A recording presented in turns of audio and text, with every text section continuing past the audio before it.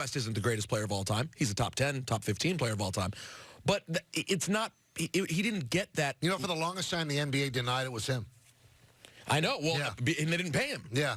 Now, you know, the hard part is with Kobe's trials and tribulations and the alleged rape in Colorado, I believe for that reason, they would not give him the logo.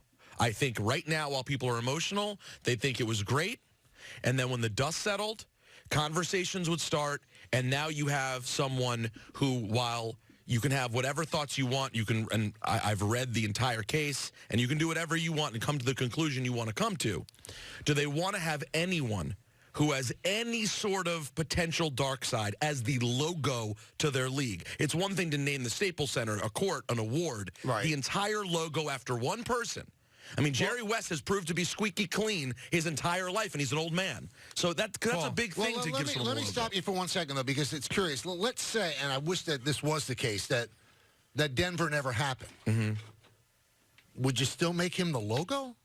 Again, I can see this moment. He's one of the great players of all time, but you can't unequivocally say that he is the greatest player of all time. But you can't with Jerry West either. But that wasn't what they just had a design. They said, well, this looks the best. Okay, so why they chose, you're right, it should have been Wilt Chamberlain or Bill Russell, but they chose West because of the way it looked. But now you're switching the logo. Why? Because you would be doing it because of the...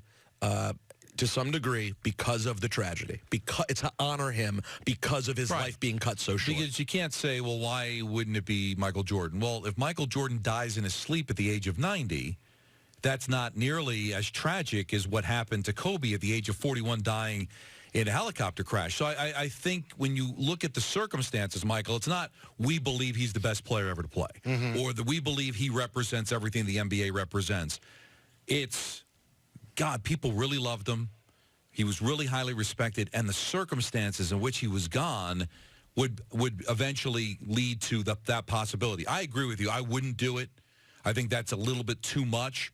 But retiring his number because of the circumstances, I think I would get that. I would understand that.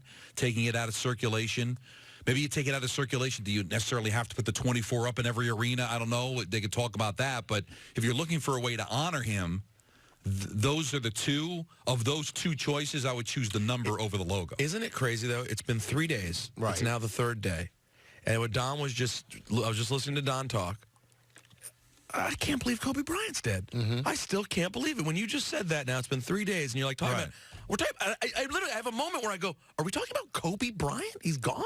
And that feeling that I just had is precisely why they're discussing doing things that are so major, because it's unbelievable. And that's why you always have to be careful after a tragedy. Like when Thurman Munson died in a plane crash, there was thought at that time, let's waive the 5-year eligibility and just vote for him on the Hall. And they said no. Now, they did that with Clemente, and he got in right away. He was a no-brainer at 3,000 hits, a couple of world championships, and Thurman would be a borderline Hall of Famer. They didn't waive the 5 years. I think that you have to be careful about doing anything when it's so close to something so raw.